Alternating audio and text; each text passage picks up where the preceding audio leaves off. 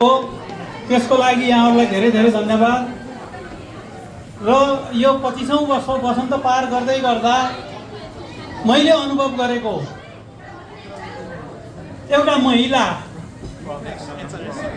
जो आमा पनि बन्न सक्ने, दिदीबहिनीको भूमिका पनि प्रवाह गर्न सक्ने, साथीको पनि बन्न सक्ने र यो 25 वर्ष 25 × 365 गर्दा त धेरै हुन्छ, क्यालकुलेटर चाहिन्छ। मेरी उनीले राम्रैसँग त्यो भूमिका निर्वाह गरेकी छन्, तसर्थ उनलाई मेरो हृदयदेखि नै सम्मान म गर्न चाहन्छु। सायद उनले पनि मबाट एउटा आफ्नो अभिभावकको, बुवाको भूमिका, दाजुभाइको भूमिका र सँगसँगै साथीको भूमिका को पनि अपेक्षा गरेको पक्कै हुन्छ। त्यो मैले दिन सकेको छ कि छैन त्यो उनले व्यक्त गर्ने कुरा हो। यद्यपि आमा अथवा जननी शब्दले धेरै कुरा ओगटेको छ, त्यतिको भूमिका त हामी पुरुषहरूले गर्न सकिँदैन जस्तो लाग्छ। यति भन्दै यहाँहरू आइदिनु भयो, सहभागी हुनुभयो। पुनः हाम्रो परिवारको तर्फबाट धेरै धेरै धन्यवाद ज्ञापन गर्न चाहन्छौँ। र यो व्यस्त सहर, हामी नेपालका मान्छे, हामीलाई काठमाडौँ सिटी थाहा छ, पोखरा सिटी थाहा छ, काठमाडौँको पनि ठमेल भने जस्तै यहाँ एडमन्टनको ठमेल त्यो व्हाइट एयर नै हो।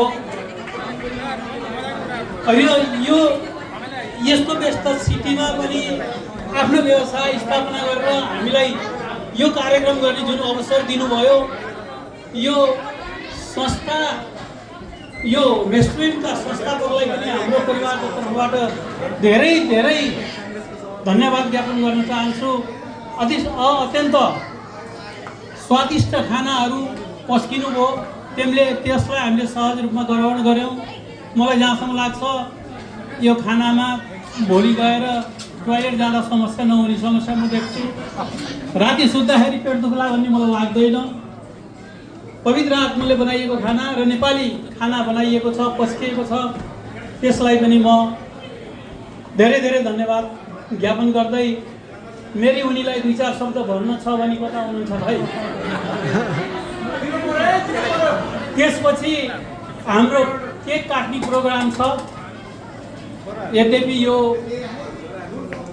यी दुईटै, केक काट्ने पनि र आज सहभागी भएको कार्यक्रम पनि नितान्त रूपमा हाम्रो इतिहासलाई हेर्ने हो भने त यी नौला हुन्, तर हामीले पछ्याउनु पर्दो रहेछ। समयसँगै बहने कि अपोजिट डिरेक्सनमा बहने भने सँगै बहने प्रयास हामीले गरेका हौँ। आइदिनु भयो, नाचिदिनु भयो, रमाइलो गरिदिनु भयो, अझै गर्नु बाँकी छ। म त यहाँ आउँदा खुसी के उनी यो 25 वर्षपछि फेरि आजबाट त म त फेरि 18-20मा पो खोज्छु भन्दै सम्पूर्णलाई धन्यवाद ज्ञापन गर्न चाहन्छु। धन्यवाद र मेरी उनीलाई 2 शब्द राखिदिन अनुरोध गर्दछु।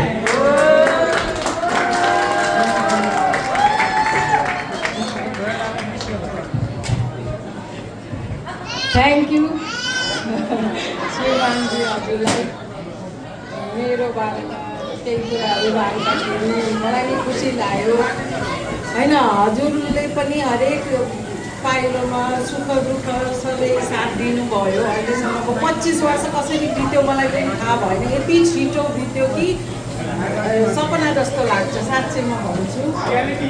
र थ्याङ्क यू।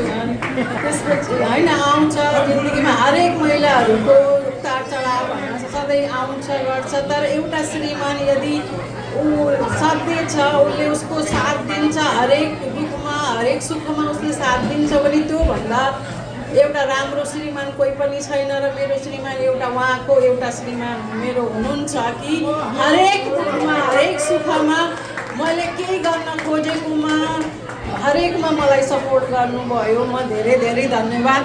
अनि सातै जुनीसम्म यस्तै श्रीमान चाहन्छु। र अरू सबै साथीभाइहरू बाबुहरू बहिनीहरू हुनुहुन्छ मेरो अब दाइ भाउजू हामीलाई भन्नुहुन्छ हामीले बोलाएकोमा यहाँ आइदिएकोमा धेरै धेरै धन्यवाद भन्न चाहन्छु र आवासलाई प्रनिस भयो अब प्रतीक बाबु प्रति प्रवेशहरूले नि राम्रो आफ्नो तर्फबाट भूमिका र मेरो दाइ विशेषलाई छुटाउन चाहन्न किनभने उहाँ क्यामराम्यान पनि हुनुहुन्छ उहाँ यसको आयोजक र सुजाता नम्बर 1 उसमा सुजाता पनिको पुरै भूमिका छ है सुजाता थ्याङ्क यू म दिलबाट थ्याङ्क यू भन्न चाहन्छु र यहाँ दावत हाम्रो सम्झिनीज्यू हुनुभयो छोरी जमाई सबैजना र भित्र भएको कुकहरू जो हुनुहुन्छ मिठो खाना खुवाइदिएकोमा राम्रो एकदम गरेकोमा म धेरै आभार व्यक्त गर्न चाहन्छु र यसरी अब हामी दुवैजना एउटा दाइ भाउजूको एउटा भूमिकामा तपाईँहरू जो यहाँ आउनु भएको छ मलाई म चाहन्छु कि यही यस्तै 25 वर्ष 25 नभएर 50 वर्षमा पनि हजुरहरूले नि यस्तै गर्दै गर्नु एउटा उदाहरणको रूपमा लिनु यसलाई र गर्नुपर्छ 25 वर्ष हर कसैले कुनैले पनि त्यसरी बनाउन पाउँदैन गाह्रो छ अहिलेको हाम्रो यो एउटा क्यानाडामा हेर्दाखेरिको जुन अवस्था छ र हामीले मेरो आउने जेनेरेसन बाबुहरूलाई भन्छु कि यसरी 25 वर्ष बिताउनु भनेको त्यो सानो कुरा होइन त्यही भएर सबैले यो बनाउनै पर्छ र उनीहरूले पनि यो कुरा सिक्नपर्छ आफ्नो बाबा मम्मीबाट कि कसरी हामीले आफ्नो गृहस्थीलाई हाम्रो कसरी अगाडि बढ्न सकिन्छ र एउटा बाबा मम्मीको उदाहरणबाट सबै बाबुहरूले आउने जेनेरेसनले यो कुराहरू सिकेर जानुपर्छ भन्छु मैले र अहिले जुन यहाँ उपस्थित हुनुभएका सबै भाइ बहिनी सर म्याडमहरू जति हुनुहुन्छ र उहाँले पनि 25 वर्ष अरू 15-20 नमनाए पनि 25 वर्षको एउटा सिल्भर जुब्ली मनाउनु होला र हाम्रो म आशिष गर्छु हजुरहरूको आशिष लागोस् र 50 वर्षको एनिभर्सरीमा यसरी बोलाउन पाऊँ भनेर म भगवान्सित प्रार्थना गर्छु र यसरी भनेर म दुईको शब्द राख्छु थ्याङ्क यू आइदिएकोमा सबैलाई मुरी धन्यवाद थ्याङ्क यू म भन्छु happy anniversary momo and dad अब केक काटौँ